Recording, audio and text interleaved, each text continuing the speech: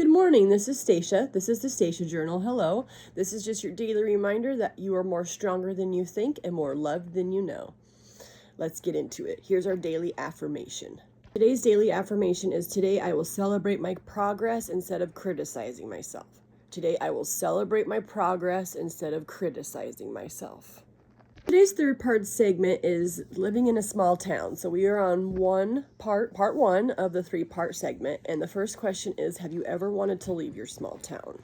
Yes, many times have I wanted to leave, especially lately. For some reason, so we grew up on the Spokane Indian Reservation. I am white, but we had to move out there just because some issues my mom was having. So we're not from there, but we needed to hide from the Spokane drug scene in the 90s because it was meth city out there for a long time. Sorry, Spokane now. Anyway, so I've been really wanting to move back to the reservation, which is very ironic for me because I'm white and I can't really get a job out there unless I graduate college. So it's very hard for me, but we have some family who has some land out there that we can live on. But the thing is that the internet isn't very well, but the people out there are way more real than the people where I live right now. So I would love to go back out there. The only reason that we don't is just that we don't have a house, and my boyfriend, he is Native American. He is from there. He personally doesn't want to go back there. But I personally do because I grew up out there as well. So, I mean, it is what it is. Small town's life. If you know what a small town is, then you know the drama, you know the everybody's related type thing. And even though a reservation is still like a small town, it's a lot more real. I'm sorry. It just is.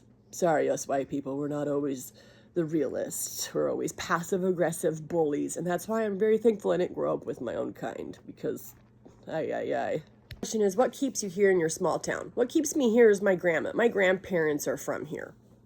Sorry, my dog is blessing us with his presence.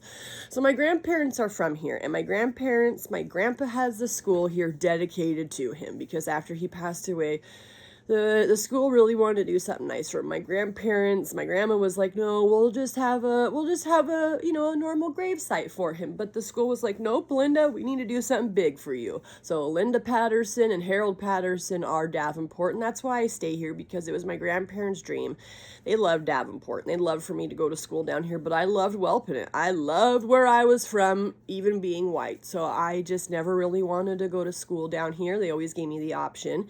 And so I just never really wanted to. Now that I have a daughter, I want to make them proud. And since I live here, I will have my daughter go to school here. So it's dedicated to her grandpa, so I mean, might as well, right? The small town life has taught me about gratitude, is that gratitude is priceless. You just showing appreciation and gratitude can get you so far in life.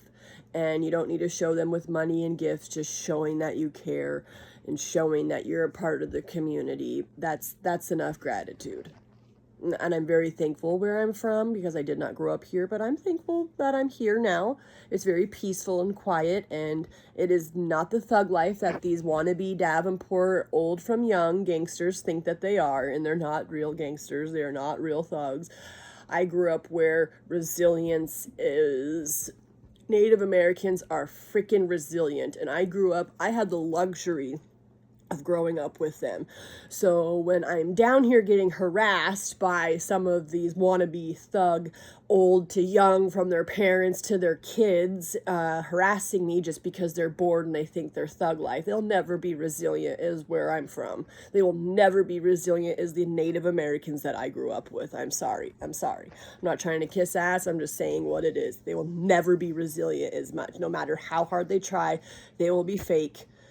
Not the natives, I'm talking about the white people here. I'm so sorry to make this go all white person, but I'm just seeing that it's modern day racism down here. It's not the whole, I bet some people are like, oh my God, I bet she's these, it's like Democrat or, Republican. No, it has nothing to do with that. It's like, I would love for people to come down here and watch what's going on because it's mind-boggling. So it makes me really appreciate where I'm from, and I grew up on the Spokane Reservation, and I'm white. So Just a reminder that you are not alone. If you'd like to share your story, please share it in the comments. I would love to hear everybody's story because you hear me just ramble on.